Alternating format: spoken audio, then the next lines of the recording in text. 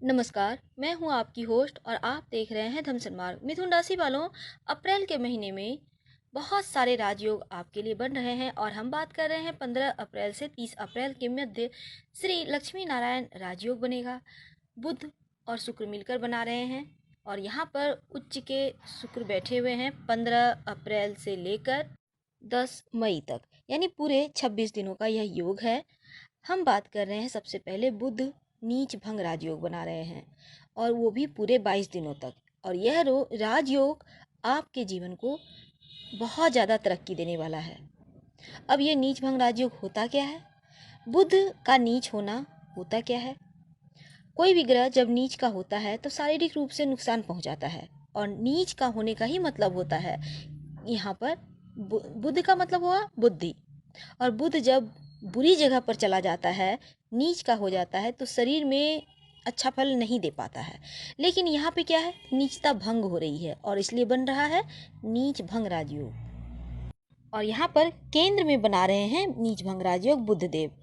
नीच भंग राजयोग के अंदर बहुत पैसा आता है और अभी गोचर में ये नीच भंग राजयोग 11 अप्रैल से शुरू होकर 3 मई तक बना हुआ है।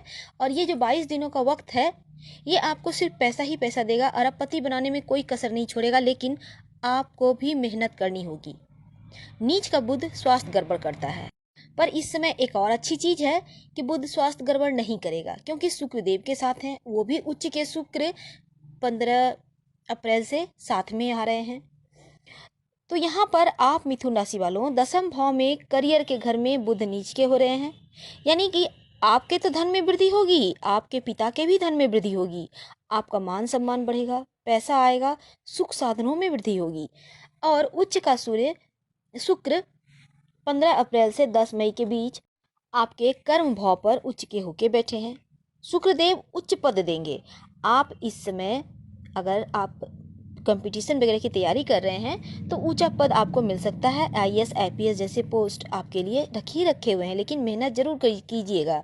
इसमें सरकारी आपके जो नौकरी है वो प्राप्ति के योग बने हुए हैं।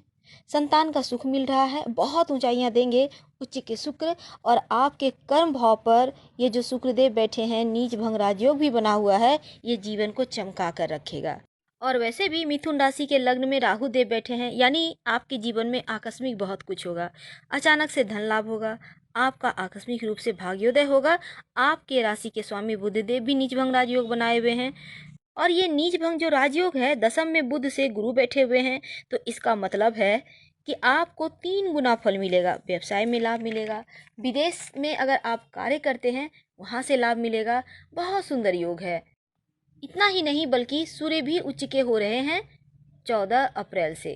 तो ये जो उच्च के सूर्य हैं, ये भी आपको बहुत ज़्यादा धनवान बनाने में सहायता करेंगे, क्योंकि आप विदेश से व्यवसाय करते हैं तो आपको बहुत लाभ मिलने की संभावना तो बनी ही हुई है। साथ ही महापुरुष राजयोग भी बना हुआ है। इस समय अगर आप हीरा पन्ना धारण करते हैं तो आपके लिए बहुत शुभ रहेगा। तो आपको मुबारक, इतने सारे राजयोग आपको तरक्की कराने के लिए लगे हुए हैं। आप भी मेहनत कीजिए, अपनी तरफ से कोई कसर मत छोड़िएगा, क्योंकि इतना सुंदर योग बहुत समय के बाद आया है।